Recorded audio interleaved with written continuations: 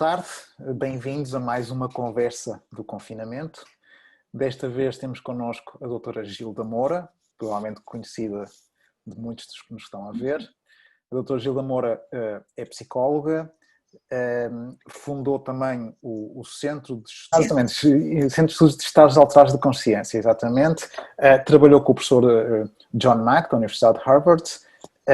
Tem muita bibliografia publicada. E, portanto, vamos provavelmente ter aqui uma conversa sobre aquilo que, em parte, já abordamos com o professor Mário Simões, as abduções, os contactos, os meta-humanos. Vamos dar aqui uma boa conversa fora dos parâmetros normais, provavelmente. Filipe, muito obrigado, mais uma vez, pela tua presença. Obrigado, Francisco. Obrigado, doutora, pela sua presença. Professora, a doutora Gilda, muito obrigado por ter aceito este nosso Muito obrigada aos dois, ao Francisco e ao Filipe, que eu não os conhecia, né? Mas ontem eu vi alguma coisa que você gravou, eu acho, junto com o professor Joaquim Fernandes. Sim, sim, é verdade, sim. Nós, de facto, temos feito alguns trabalhos em conjunto ao longo dos anos, em termos de alguns documentários, e desta vez foi uma equipa que já trabalhou connosco para um documentário para o canal História, que esteve cá a gravar para um outro mini documentário, assim, portanto, sim, foi um dia em que tivemos sorte com o tempo, estava a chover muito e nós tínhamos ali uma aberta para filmar um pouco. Então foi bom. Eu vi a filmagem, eu acho que foi o Joaquim que compartilhou no meu Face, por isso que eu vi. Pois bem, doutora Gilda, fale-nos um pouco desse seu trabalho. Eu sei que também colaborou diretamente aqui com o STEC, penso que ainda faz parte dessa, como consultora do STEC para estas áreas dos contactos, e desenvolveu trabalho cá em Portugal, no Brasil, nos Estados Unidos. Gostávamos muito de saber um pouco mais sobre o seu método de trabalho, a sua dinâmica, os casos que acompanhou, qual é a sua perspectiva mesmo face a outros autores, a outros investigadores. Fale-nos um pouco sobre isto. Bom, quando eu comecei a investigar a abdução no Brasil, na verdade ainda não havia esse termo, tá? Então, quando eu comecei a observar os casos, eu era psicóloga tradicional, quer dizer, apenas tinha um embasamento junguiano, né? Tinha feito bastante estudos sobre essa parte junguiana, inclusive indo trabalhar no hospital onde tinha Dom Pedro I aqui no Brasil, onde tinha os quadros dos esquizofrênicos da doutora Anísio da Silveira, porque eu tinha um interesse muito grande em mediunidade, transe, hipnose, e eu queria saber qual era a grande diferença entre o esquizofrênico e o médium, né? Por isso eu comecei por aí, estudando por aí, e muito presa, eu acho que bastante, na linguagem simbólica, que me interessava, muito mais do que a concreta. Eu tinha muita dúvida sobre tudo, tanto que o meu primeiro livro é de questionamento. Eu questiono o tempo todo se aquilo era uma abdução, se era um contato. Na verdade, eu não falo abdução porque a gente ainda não tinha o termo. Eu separava dois tipos de vivências, vamos dizer assim. As pessoas que tinham uma vivência concreta com o fenômeno, bastante física, tá? E aqueles que tinham uma vivência com o fenômeno, mas no nível transpessoal, no sentido de saída do corpo, de viagem fora do corpo, dimensional, que eu colocava como a parte. Tanto que no meu primeiro livro eu faço esses dois exemplos, que são apenas ilustrativos dos casos que eu encontrava, né? Bom, e quando eu vou para o MIT, que é onde eu vou conhecer o Dr. John Mack, né? Foi por acaso, eu vi o congresso e enviei um e-mail para eles contando da minha pesquisa aqui, o que eu estava tendo conhecimento aqui. E aí me convidaram, e foi assim que eu conheci o John Mack. Né? No primeiro momento, a gente não ficou amigo. Por quê? Eu era mulher, sul-americana, tá? E falei no congresso, antes dele, E a conclusão que eu tinha chegado ligada à consciência era exatamente similar à dele, né? Então, aquilo para ele foi um pouco difícil, até ele entender que a minha pesquisa validava a dele, porque era uma pesquisa num continente diferente, com pessoas diferentes, chegando a resultados semelhantes. Tá? A partir daí que ficamos amigos, né? E pudemos trocar muita vivência dentro da visão dele e da minha. Inclusive, pouca gente sabe, eu o regredi aqui no Brasil, quando ele nos visitou a primeira vez, além de termos tido junto contato na Amazônia. Ele estava comigo quando eu passei por essa vivência na Amazônia, que, na verdade, quando ele vai me hipnotizar para recordar essa vivência, eu vi muito pouco, porque foi uma hipnose um pouco corrida. Quando eu faço essa mesma hipnose com o Dr. Mário Simões, aí em Portugal, é que eu vou revivenciar, vou revivificar tudo que eu tinha passado na Amazônia naquele dia em que tivemos a vivência juntos. Então, o John me ajudou nesse sentido de eu começar a perceber que tinha mais gente, mais pesquisadores com uma visão semelhante, que também achava que o fenômeno levava para uma ampliação da consciência. Eu, quando comecei a falar de ampliação de consciência, era intuitivo. Eu nem sabia o que era isso. Quer dizer, com os anos que as pesquisas aumentando dentro dessa área, na neurociência e tudo isso, é que eu fui percebendo um pouquinho mais o que seria essa expansão. E o meu trabalho novo, que está em análise agora, mas o Joaquim Fernandes já me deu um espaço na revista para a gente colocar, vai falar exatamente sobre os contatados e essa expansão da consciência, né? E as emoções dessas pessoas, né? Bom, não sei se você quer fazer uma pergunta mais específica. Aí. Não. Está a ir de facto muito bem. E no fundo fazia todo sentido começar por aí. O porquê este interesse nesta área. Portanto, faz todo sentido esta introdução. Na altura, já tinha, vamos lá ver, que quantidade de casos é que já tinha acompanhado, no fundo, a fizesse fazer esse ponto de ligação com o John Mack? Eu não sei em número, porque eu tenho um defeito, tá? Eu sou muito mais psicóloga do que sou pesquisadora. Para mim, muito mais importante, quando eu fazia as regressões nas pessoas, é ajudar o cliente, ajudar a pessoa, muito mais do que tirar dados ou tirar coisas da abdução, tá? Mas o que o encontro do MIT lá, quando teve esse congresso, foi importante para mim, que a partir dali se definiu um padrão do que seria abdução. Abdução naquela época, não mais, tá? Isso quero que agora isso fique muito claro, que não mais, seguia um padrão rígido. Era um padrão que tinha pouca conversa, não tinha fabulação, ele tinha um princípio, um meio, um fim, se repetia.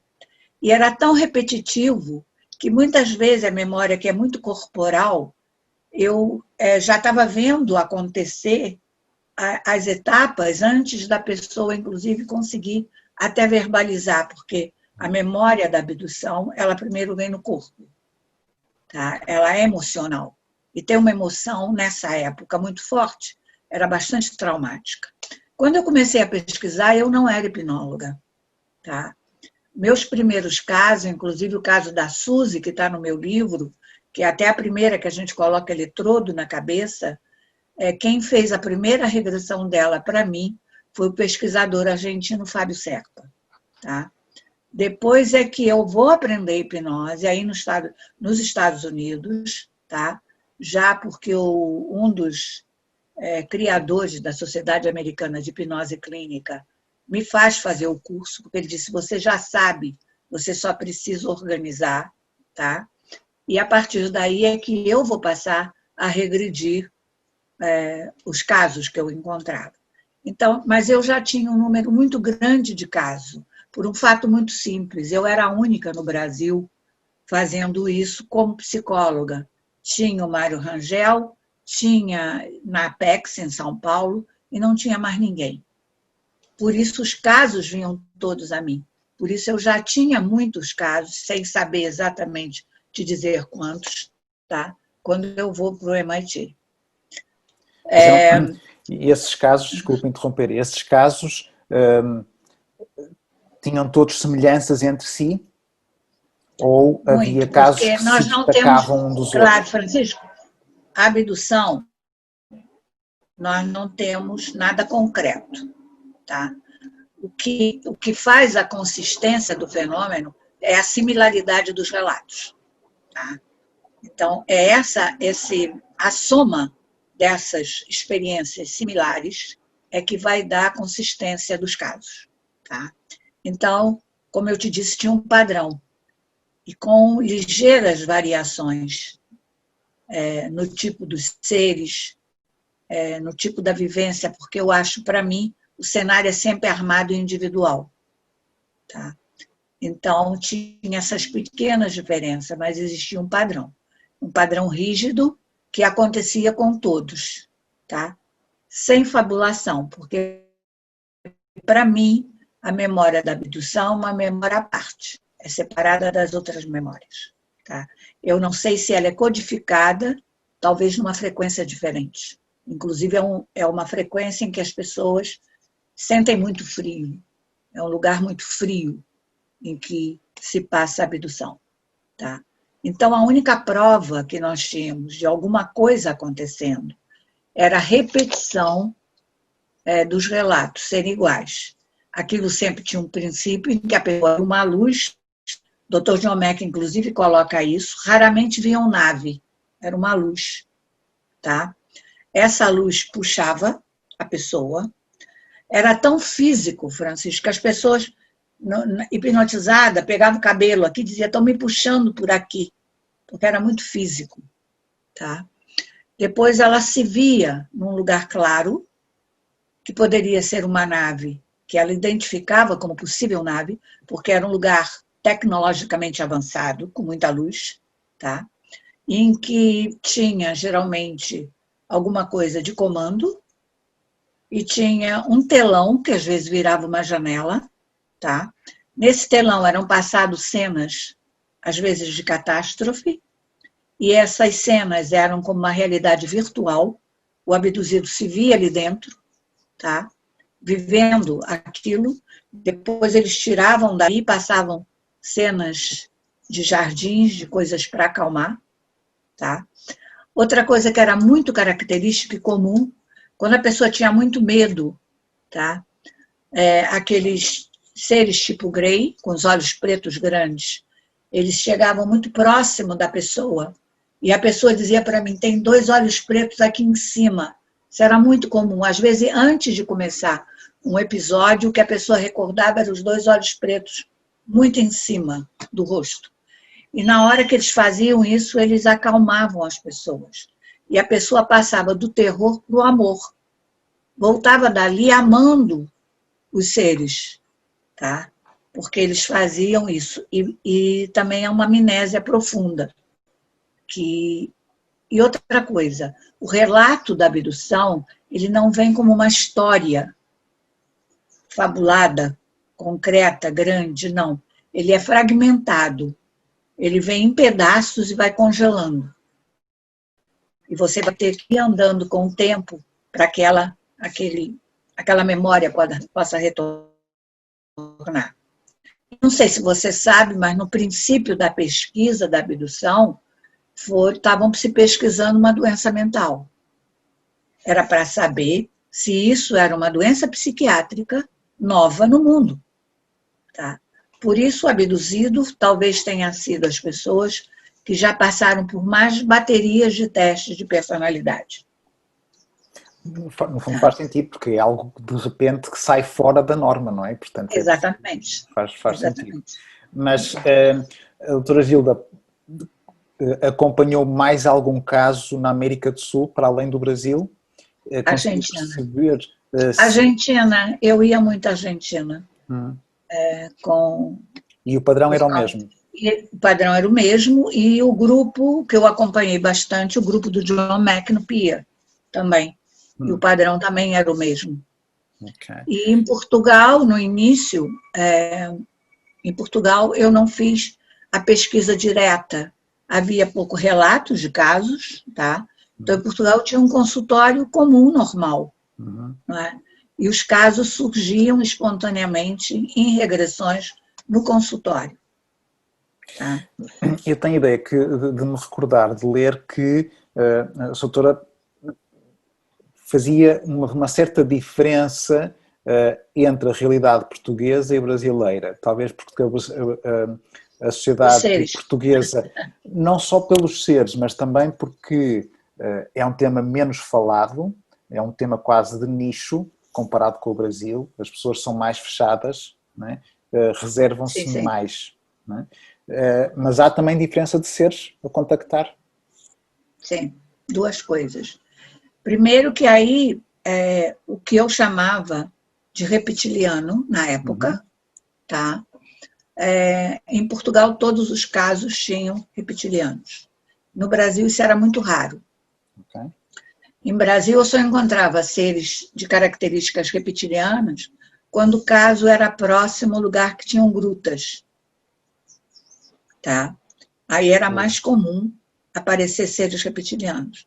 Mas fora isso, no Brasil, o que tinha mais eram os seres muito altos, muito brancos, com os olhos puxados, às vezes louros, às vezes de cabelo castanho. Esses olhos às vezes eram azuis, às vezes verdes, com a pele muito branca, parecendo porcelana, que eu não tinha ideia de que esses seres eram. E depois começa, no início nem grês, depois é que começa a aparecer os grês no Brasil. O reptiliano era mais raro. Principalmente esse ser que eu chamava de reptiliano, que eram os magrinhos. Tá?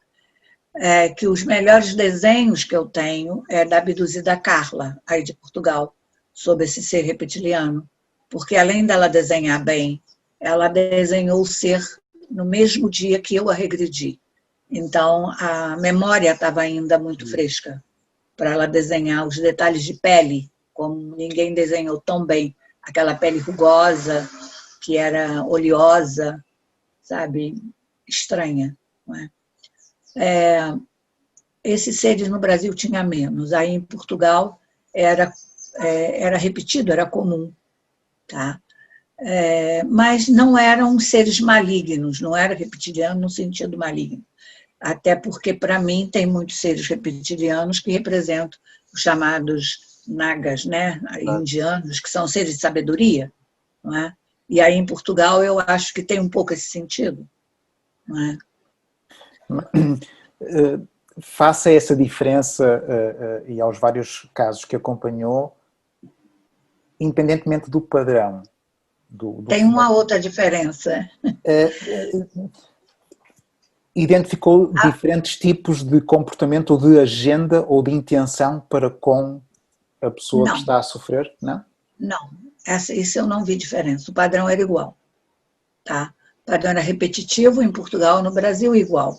Havia uma diferença na personalidade do português. O brasileiro tinha muita curiosidade, quer fazer muita regressão, quer saber do que está acontecendo. Em Portugal, com exceção de 2 pessoas, quando surgia espontâneo no meu consultório, as pessoas diziam para mim, a mim não me interessa. Se a senhora quiser me regredir de novo tudo isso, eu faço pela senhora, mas eu não tenho interesse. Tá? Isso era uma diferença básica entre o português e o brasileiro, que o brasileiro tinha mais curiosidade do assunto. Mas como você disse, aí é mais tabu, é mais fechado. É mais fechado. Mas a minha questão não era essa, a minha questão era tentar perceber se do lado lá, portanto, quem está a conduzir a abdução, qual é a intenção para com aquela pessoa. Portanto, das suas experiências... Não, a intenção, eu acho que a intenção é sempre igual. Tanto no Brasil, na Argentina, nos Estados Unidos, em Portugal, eu sempre achei que a intenção era igual. Até porque, para mim, como para o Dr. John Mack, a intenção estava em expandir a consciência daquela pessoa, despertar aquela pessoa, ajudar aquela pessoa a evoluir, tá? Até para ajudar o planeta. Portanto, basicamente... Uma das coisas que na reunião fechada de Harvard se chegou à conclusão foi exatamente isso, que a abdução fazia a pessoa se tornar melhor humano, mais interessado no planeta, tá? E expandir a consciência dessas pessoas. Engraçado, porque a doutora Gilda também conhece outros autores e investigadores que têm uma perspectiva bastante negativa deste fenómeno. O David Jacob é um deles. E o Whitley Strieber e o Strieber eu não conheço pessoalmente, só por livro. Mas, mesmo a Carla Mas o Turner David Jacob também. eu conheço pessoalmente. Já conversei muito com ele sobre isso. Sim, e então? O David Jacob, o problema dele, vou te dizer, para mim, ele é o melhor investigador de abdução, a nível de detalhe. Tá? Ele é o mais detalhista para fazer a investigação. O único problema é que ele é professor de história. Esse é o primeiro problema. Ele não é psicólogo nem psiquiatra. Tá? Então, eu acho que ele confunde, muitas vezes, tá? A parte principalmente ligada à área sexual, as fantasias com realidade. Tá? Isso é um dos defeitos dele. Segundo defeito, ele tem muito medo dos seres. Muito medo mesmo. E isso faz com que ele distorça muitas vezes os resultados, por causa do próprio medo. Tá? A última vez que eu vi aqui no Brasil, ele tinha mudado um pouquinho o final com relação ao livro dele, A Ameaça. Né? E aí eu fui conversar com ele. Eu digo, doutor, o senhor agora já não tem destruição? Melhorou? Ele virou-se Cheguei à conclusão que não tem destruição. Mas eu ainda tenho muito receio, porque eles são muito militares. Tá? Então, é o que eu sinto nele. E apesar dele continuar sendo, para mim, mesmo no último livro, o mais detalhista pesquisador, tá?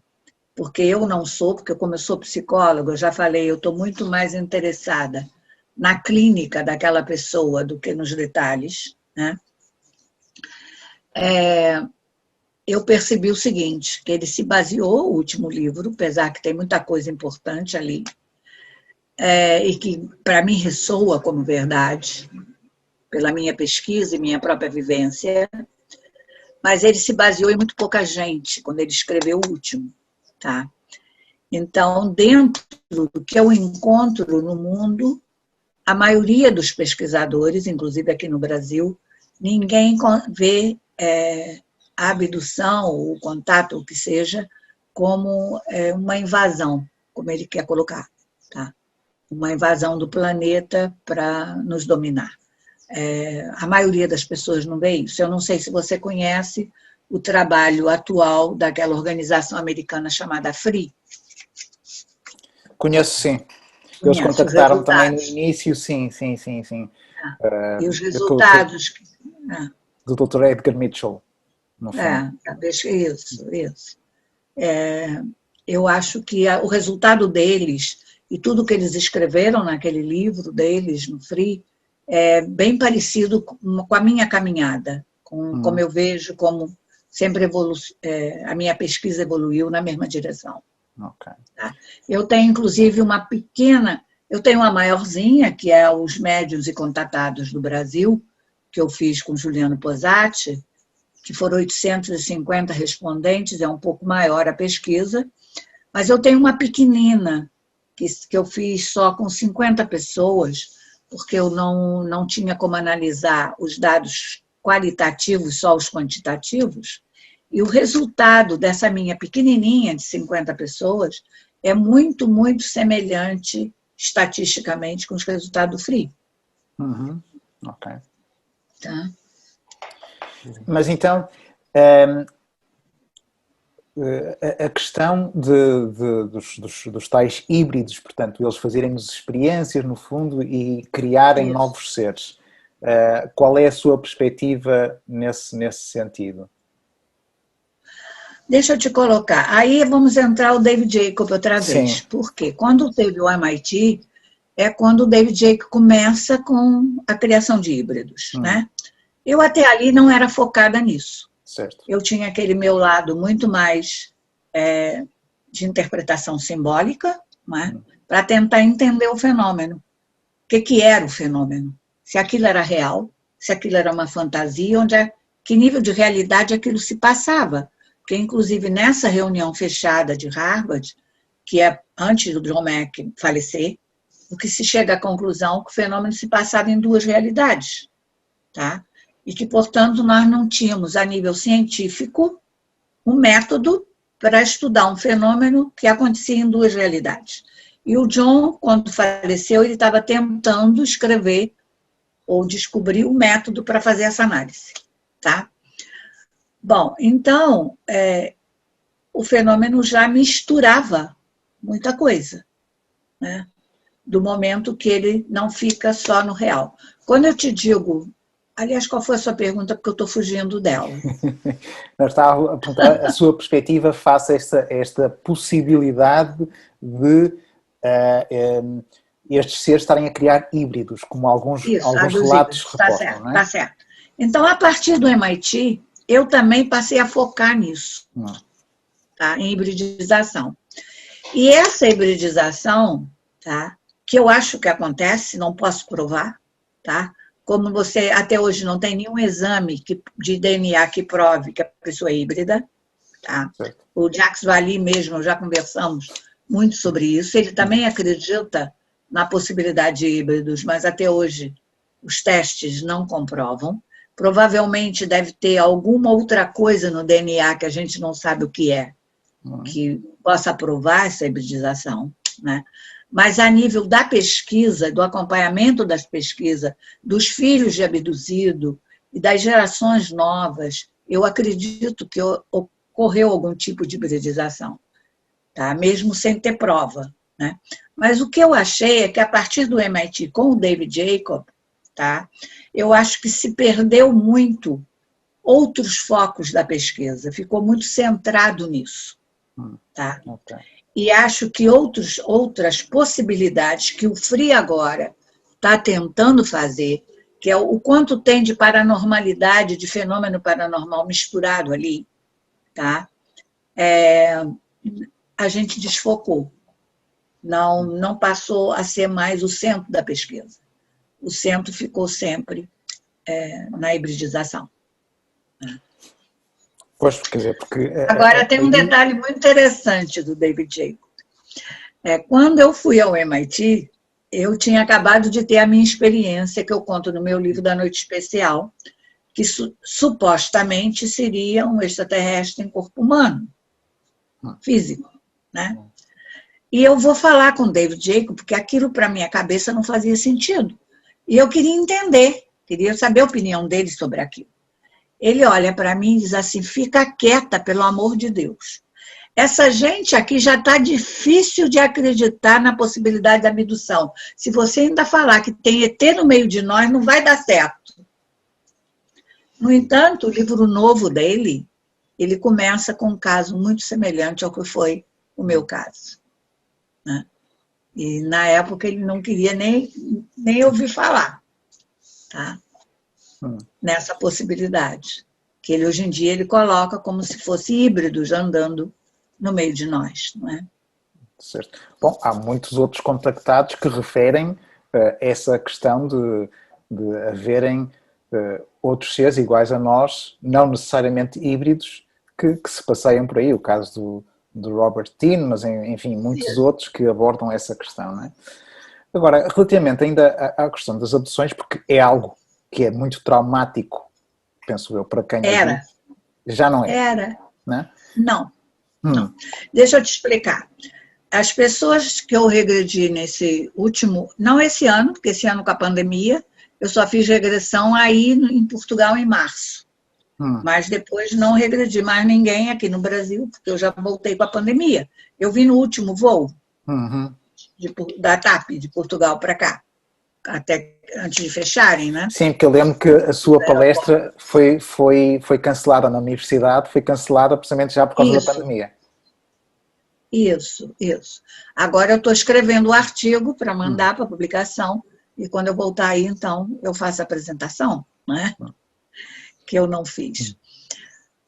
Bom, eu de 2 anos para cá, 2 anos e meio para cá, por causa de um caso em São Paulo, de 2 moças em São Paulo, eu parei de focar só na abdução, tá? E resolvi pesquisar os contatados, porque os contatados eram marginalizados, como pessoas fora da realidade, né?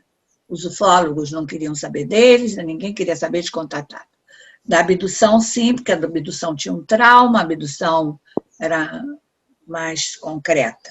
Bom, como eu disse, não tem mais trauma, são 2 coisas que não tem mais. Abduzido que eu regrido com mais de 50 anos, tem memória de abdução traumática. Os abduzidos que eu regrido com menos de 50 anos não tem mais abdução traumática. Um contato. Eles vêm à mesa, eles passam por exames, tá? Eles veem seres, mas se acham parte do processo. Tá? Outra coisa que sumiu, viu que eu falei que tinha um telão na nave? Não tem mais telão. A nave agora só tem janela. Ninguém mais vê telão. Ninguém vê mais nada de desgraça dentro da nave. Não tem mais terremoto, não tem mais enchente, não tem mais nada disso na nave. Muito pelo contrário, eles só veem outros planetas, veem estrelas, vão ser levados para outros lugares, vão conhecer suas identidades, principalmente a geração que está entre 30 e 40 anos. A maioria das regressões minhas nos últimos 3 anos, as pessoas estão nessa faixa etária. Tá?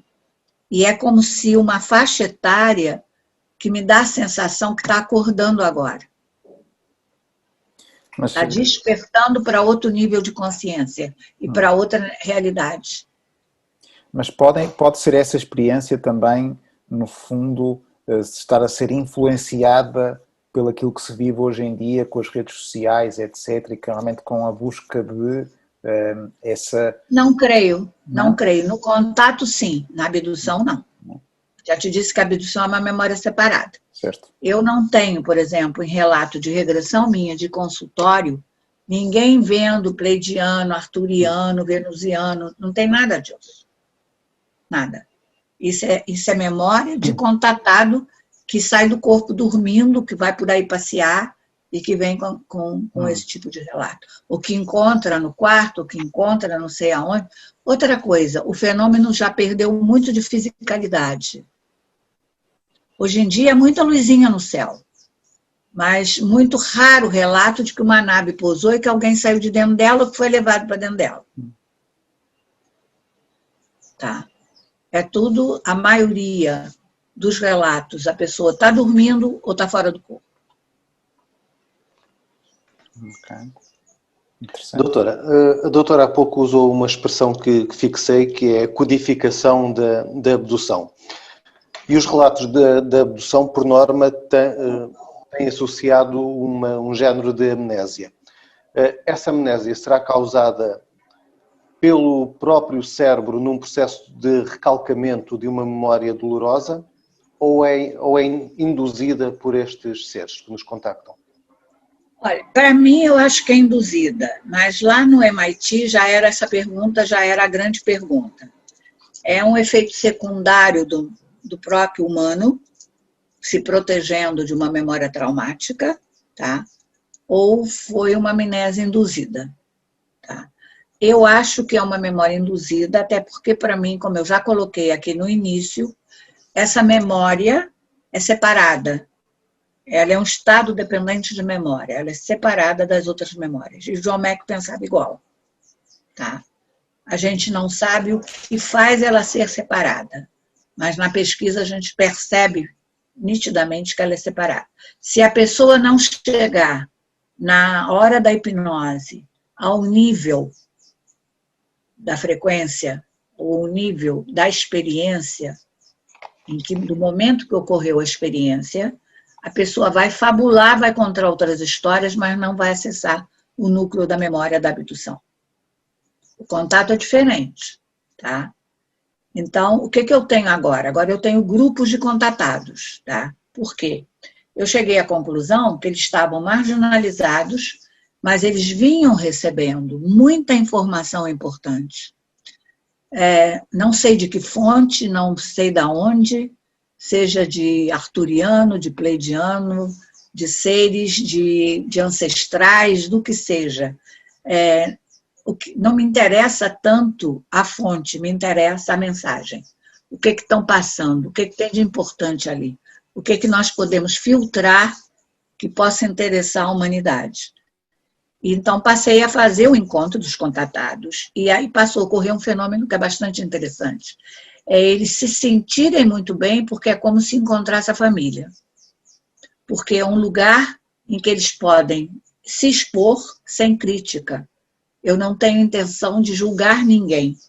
Nós temos a intenção de ajudá-los a se equilibrar, estudar as emoções deles, para ver como equilibrar essas emoções, para ajudá-los a expandir melhor essa consciência, com mais senso de realidade, tá? E não julgá-los ou interpretá-los. Tá? Isso tem sido muito positivo.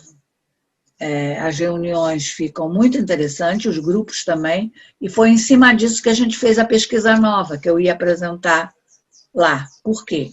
Porque é um grupo que entra num estado alterado de consciência, bastante expandido, sem nunca ter meditado regularmente. Pode ser que até agora medite, mas antes não foi por meditação. Foi por um fenômeno anômalo, porque ele passou por uma experiência, seja de que tipo foi, tá? Que fez com que ele expandisse essa consciência e essas emoções mudassem. E o primeiro resultado bastante interessante, eu depois vou apresentar isso com detalhes, é que a gente pensava, por exemplo, que teria muito medo, que seria uma das emoções que eles passam, que eles têm medo, principalmente os que são abduzidos, que teria muita emoção de medo, de solidão, tá? E que essas emoções seriam muito fortes. E o que a pesquisa mostrou é que não é. Esse grupo lida muito bem com as suas emoções e tem isso de uma forma muito leve, muito light. Tá? Isso foi um resultado que nós também não esperávamos que fosse sair da pesquisa. É um grupo pequeno, porque o grupo é muito grande, dos contatados do Rio, de São Paulo e de Curitiba, que eu já tenho. Mas nós só medimos 24 em São Paulo, por enquanto.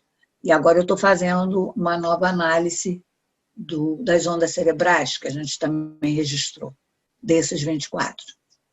Né? Até para comparar com os antigos, quando eu fiz a pesquisa há 25 anos atrás, para ver se no cérebro também tem uma diferença.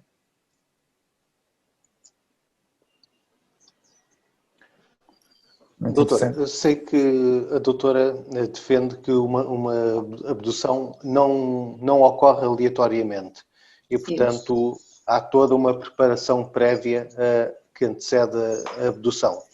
E, introcando esta questão nos estudos contemporâneos da abdução, que já nos levam para um patamar extrafísico, que já ocorre numa outra dimensão, há quem defenda também que o fenómeno em si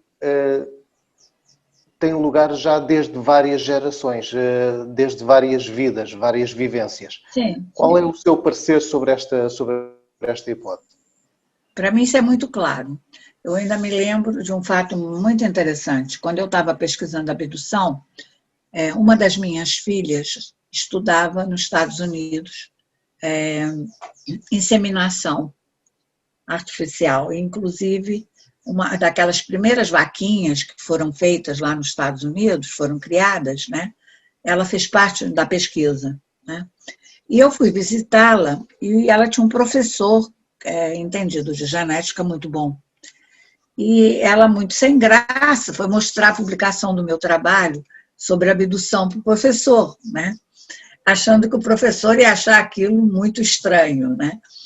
Aí eu fui conversar com ele, ele só olhou para mim e disse assim, a senhora não reparou? Isso aí tem genética, isso não é aleatório. Tá? O próprio professor dela de genética, tá? Já também me disse isso, que eu já achava que havia uma corrente sanguínea, para mim tem uma corrente sanguínea e espiritual envolvida, não é aleatório, nem o contato, nem a abdução. Mas E sanguínea acho que o cenário é armado. Olha, quando começou, não sei se vocês conhecem da pesquisa do Dr. Léo Sprinkle, lá do início, porque foi ele que começou essas pesquisas nos congressos chamado Rock Mountain, na Universidade de Wyoming, tá? Eu participei de algumas, foi onde foi feito o primeiro teste de personalidade, que é Sprinkle e Parnell, foi lá, dos abduzidos, e foi o primeiro lugar em que contatado teve voz. Era um espaço, como eu estou fazendo agora, para os contatados falarem.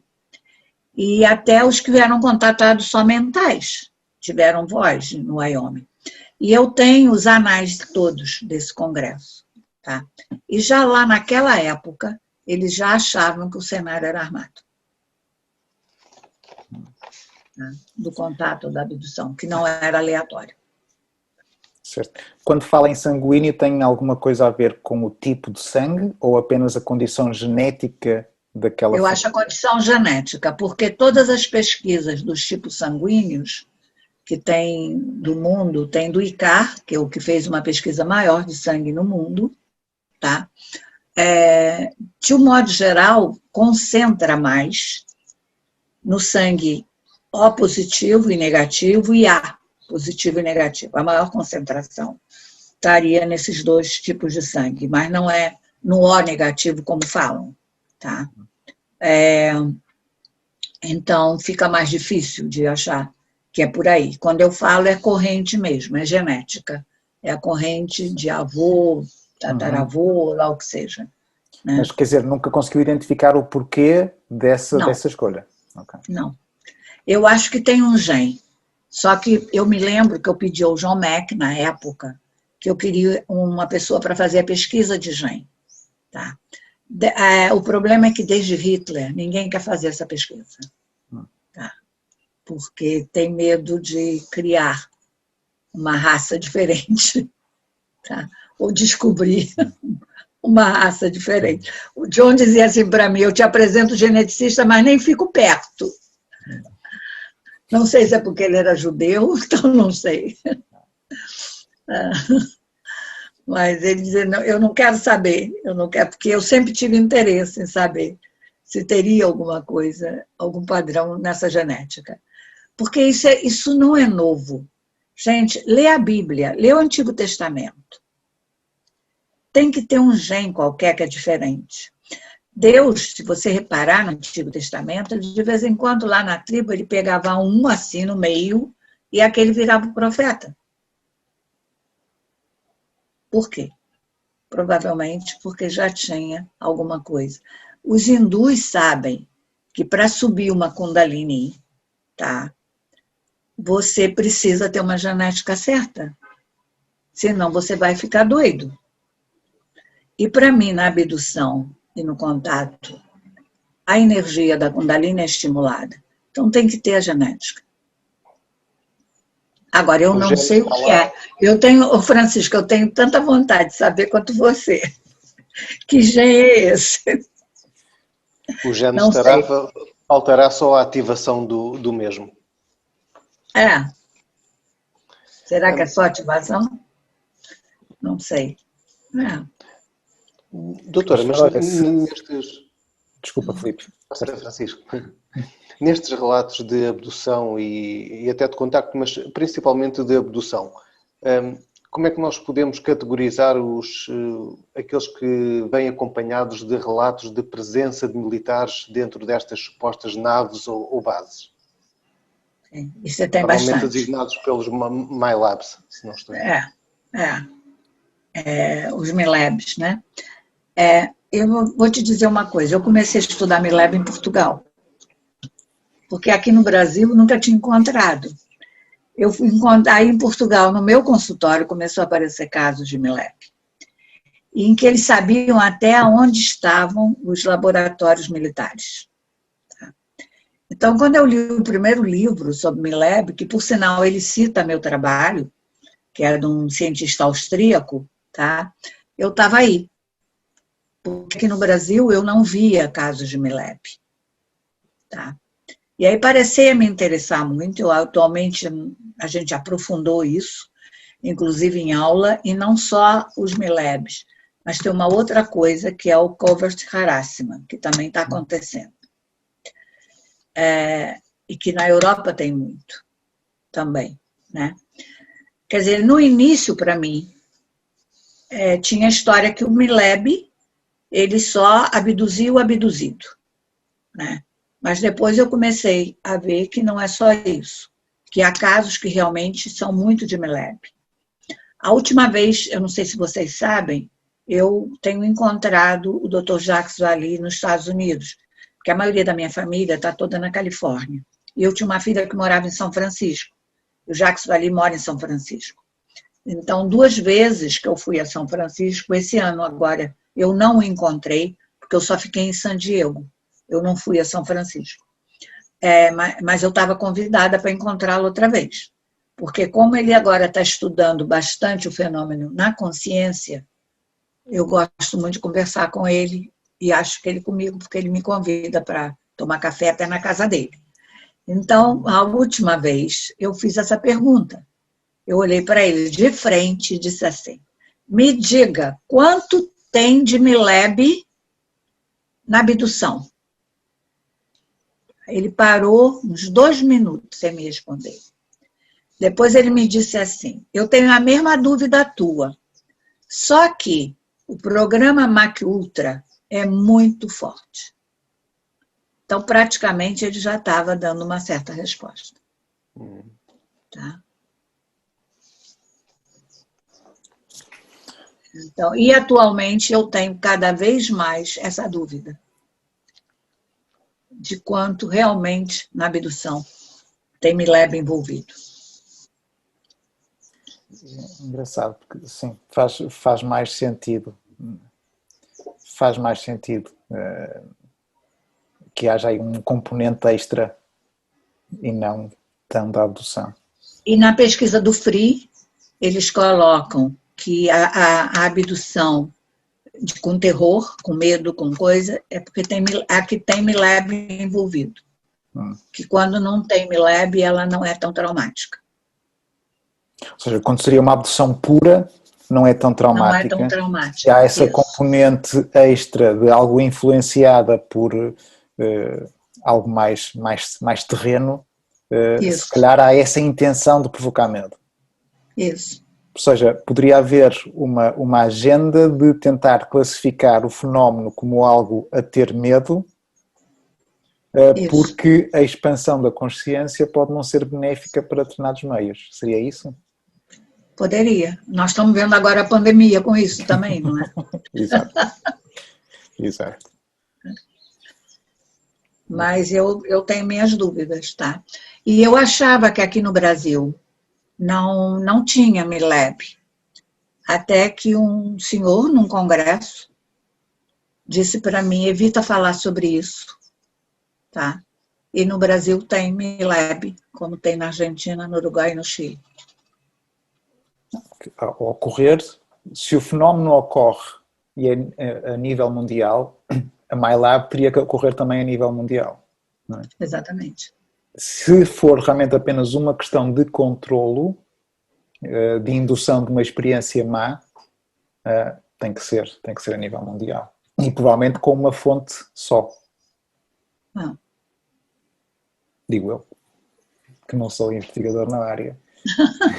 Mas a abdução traumática teve uma vantagem, tá? Porque os contatos começaram bonitos. E aí as pessoas ficavam muito sem pé de realidade, foram marginalizados. Quando eu fui para o MIT, eu era proibida de falar de contatado.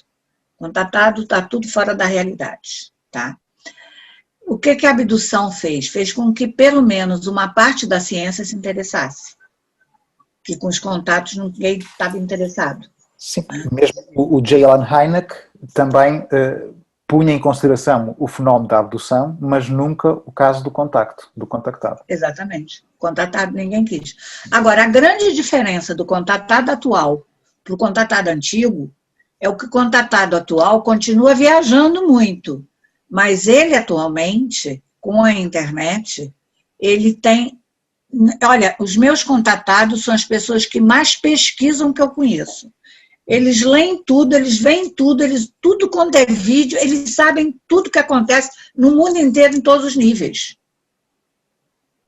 Eles podem até viajar no fenômeno, mas eles estão tentando entender o que se passa com eles. Tá? Não são mais aqueles alienados de nova era que vão fazer um culto e para por aí. Não é mais assim. Eles querem entender, eles querem realmente saber o que está acontecendo e o que eles podem fazer com aquilo que acontece com eles. Isso é interessante. Aí a mídia tem influência. Porque aí, como tem muita droga na mídia, eles muitas vezes se perdem por aí. Eu, quando dou os cursos, é para ensinar a filtrar. Eles aprenderem a filtrar.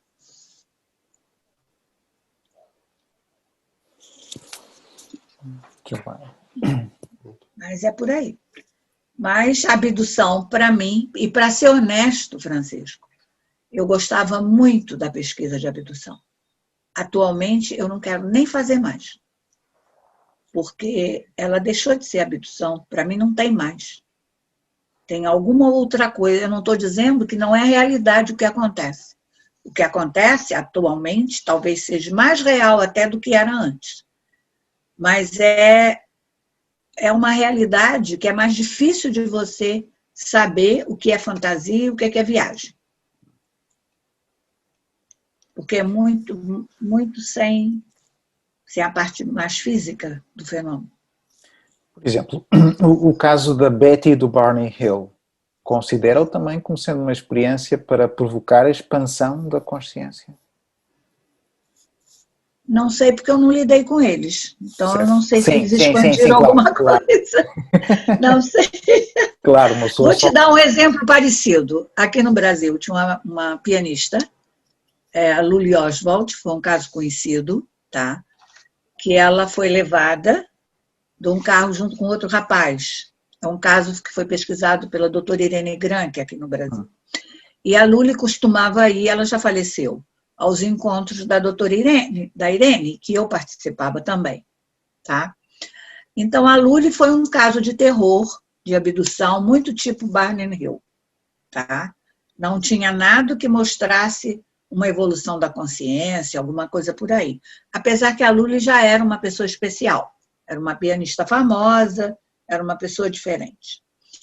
E aí eu comecei a perceber que os abduzidos todos, tá, tinham a sensação, porque eu acompanhei casos ao longo dos anos, né? Tem 30 anos que eu estou nisso, né, Francisco? Então, vendo o que vai acontecendo com a pessoa com o passar dos anos. E era comum eu perceber que eles tinham um relato de algum ser que aparecia sempre para eles, tá? Que estaria sempre próximo a eles. E que, com o passar do tempo, eles começam a não ver mais esse ser e começam eles a falar coisas como se fosse esse ser. Eu cheguei para o John Mack e disse assim, John, todo abduzido tem um ser próximo a ele. Que eu não sei se é o outro eu dele, se é o eu superior, se é um guia, se é um protetor, o que é? O John olhou para mim e disse, não tem, meus abduzidos não têm. Aí tinham 5 abduzidos dele, nesse momento, na sala. Eu disse, eu posso perguntar? Ele disse, pode. Aí eu saí perguntando. Todos os 5 tinham consciência disso.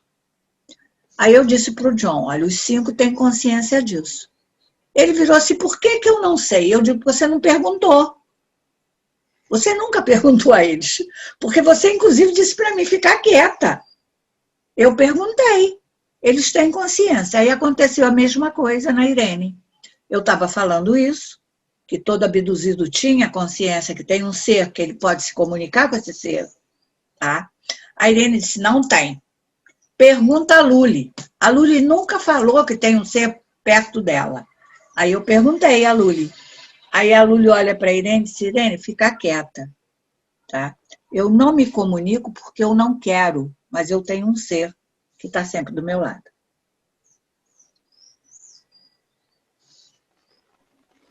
Essa questão, portanto, esse questionário que fez aos abduzidos foi em vigília, portanto, não foi em hipnose. Não, em vigília. Em vigília.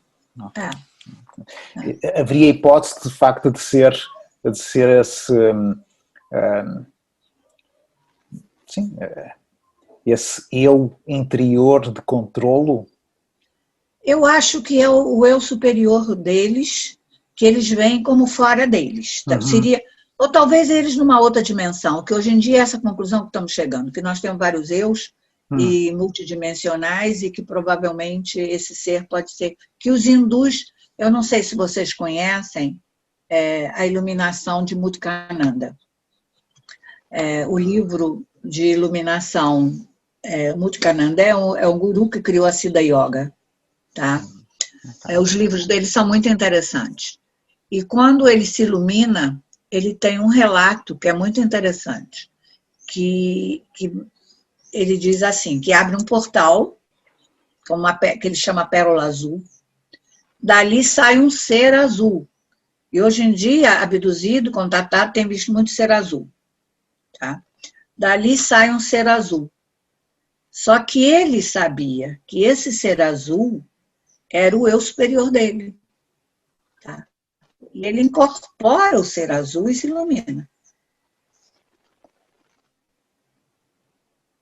Nós aqui, se você ver um portal sair num ser azul, você vai achar que é um alienígena azul que acabou de passar de uma dimensão para a sua. Você não vai achar que é o teu eu superior, ou que é a tua outra personalidade. Então, eu acho que nós estamos, nesse momento, com a física mais adiantada, com tudo isso, tomando, e as consciências mais expandidas, tomando consciência de muita coisa que nós não tínhamos ideia. Tá? Eu acho que tem um amigo meu que já dizia isso. A gente, para falar de extraterrestre, tem que primeiro saber o que é o humano. Nós não temos consciência das nossas potencialidades. E quanto do fenômeno tem de nós mesmos. Hã? Sim, mas pode o extraterrestre ser uma criação da nossa consciência, então? Não creio. Eu acho que vai além disso. Mas eu acho que tem muito da nossa consciência aí. Pode ser um viajante de futuro? Nós não temos muita ideia disso. Entendeu, Francisco? Isso ainda é uma coisa difícil para nós. Nesse nível que estamos. Agora que a física está avançando um pouquinho mais, para a gente poder começar a entender um pouco mais esses fenômenos. Por exemplo, é muito comum ter poltergeist numa casa e a pessoa achar que tem espírito ruim fazendo. E às vezes é só a paranormalidade da própria pessoa. Eu faço muito isso, como todo contatado, faz muito fenômeno. Eu, quando me mudei para Portugal, principalmente se eu estiver ansiosa, né? Quando eu me mudei para Portugal, eu fiz muito fenômeno, porque eu estava muito ansiosa. Né? Eu andei relógio para frente e para trás, eu estourei televisão, eu fiz muita coisa. Então, quando eu coloquei uma senhora portuguesa me ajudando na casa, ela chegou um dia para mim e disse assim, doutora, nós temos que chamar um padre para vir benzer. Aí eu disse para ela, não precisa não, deixa eu me acalmar que acaba.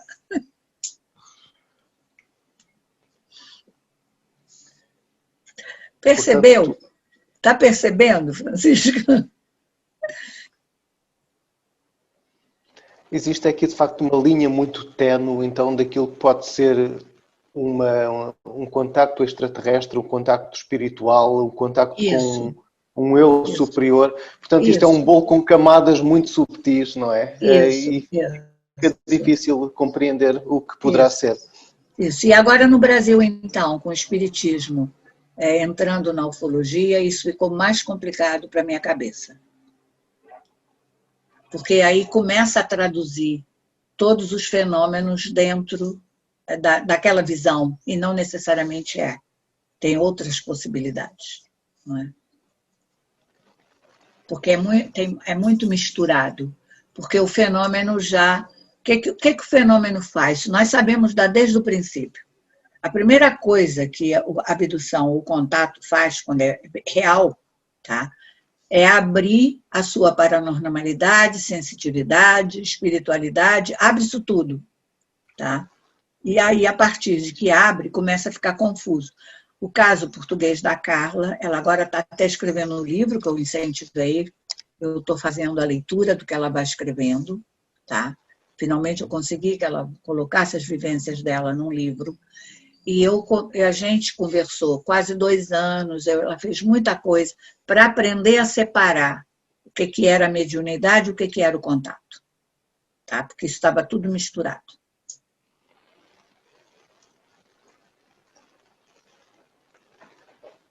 Doutora, qual é o papel ou a relevância dos facilitadores de expansão da consciência? A doutora considera substâncias como o DMT, a ayahuasca e os florais como facilitadores para esse processo? Olha, nós estudamos os florais para ver até onde ajudava na emoção, para melhorar essas emoções dos abduzidos. Estatisticamente, o resultado foi quase nulo, mas a nível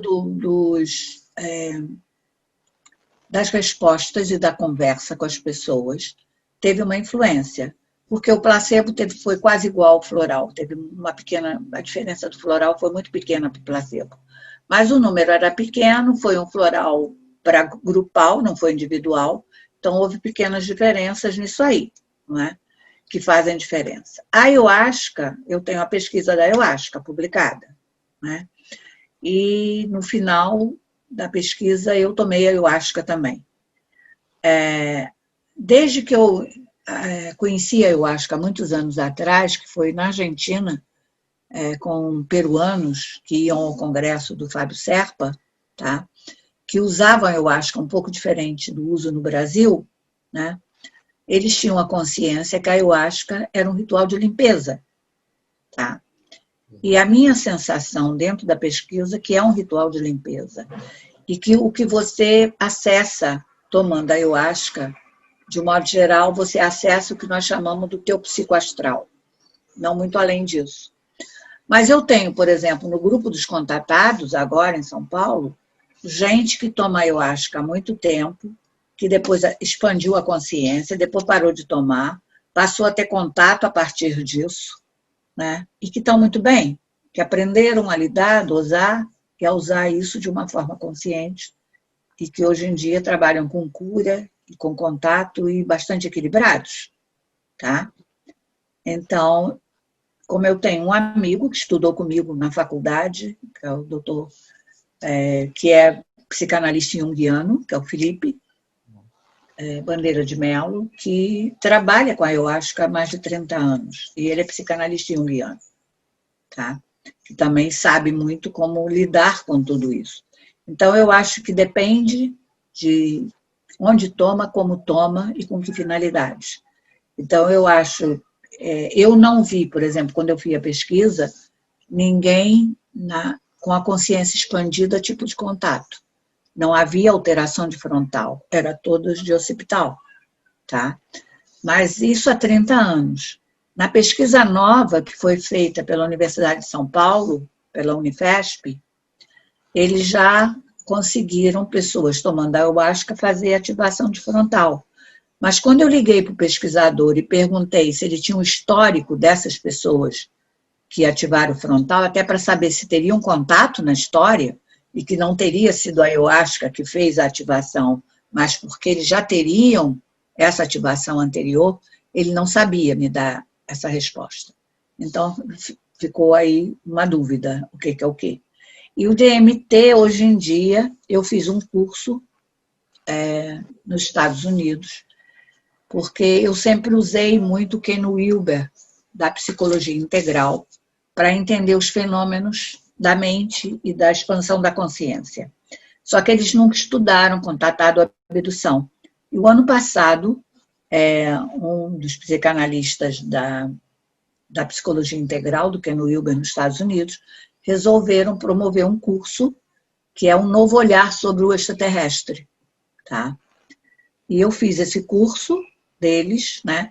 E eles, numa das aulas do curso, eles vão colocar livros também do DMT, sendo considerada a molécula de Deus, como uma ajuda para essa abertura. Não é? Não faz parte da minha pesquisa. Eu me lembro que quando teve o congresso na Amazônia, do doutor Stanislav Grof, que é da psicologia transpessoal, o irmão dele, porque todos começaram esse estudo com LSD. Depois foram proibidos de usar, e o Grof criou a respiração holotrópica para substituir o uso do LSD. Mas o irmão dele, que morava no Canadá, tinha continuado com as pesquisas com LSD. Ele conversou muito comigo nesse congresso, e me dizendo que as pessoas tinham também experiências de contato quando tomavam LSD. A minha pergunta aí é se eles tinham experiência de contato tomando o LSD ou eles acessavam alguma memória já pré-existente ao tomar o LSD, porque aí abria e acessavam algum contato que já estava lá em amnésia. Né? Isso eu não sei dizer. A música pode ter um papel importante também a nível de contacto. Sim. Agora recordo-me, por exemplo... Eu tenho mesmo o Celso Zimon, que trabalha com música aqui no Brasil, tem coisas fantásticas, faz parte do meu grupo de contatados. E ele intuiu, ele tem coisas lindas, inclusive publicadas mundialmente, e ele intuiu uma música que eu toco no início dos grupos, quando eram presenciais, dos contatados. Tá? E essa música, ela induz muito forte, ela tem uma bateria, e o interessante é que tem uma pancada de índio-americano, e que ajuda quase que se assemelha, a induzir contato. Ia falar a título de exemplo dos rituais de Umbanda, agora que estava a escutá-la. É um som também muito, muito tribal, antes desse suposto contacto. Não é? Sim, porque o tambor também faz alterar a consciência, né? Induz o transe, né? Sim. A música induz o transe, e essa de tambor, e essa da música dele, que eu posso até depois mandar para vocês, é muito bonita, tá? Podemos colocar na descrição. É muito interessante a música do Zimon, que ele fez com os contatados. E tem uma pancada de tambor de índio americano muito forte. Muito interessante.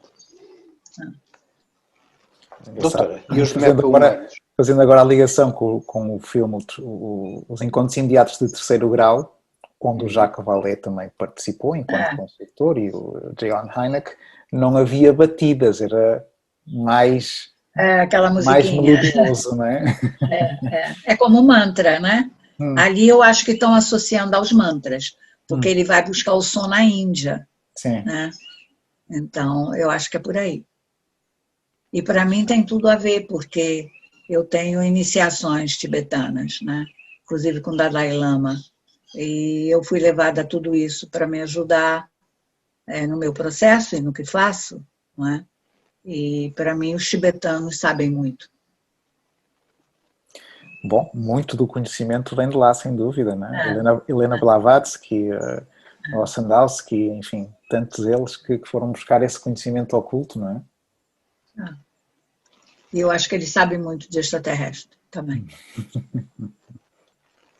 Eu tenho uma experiência que eu posso contar.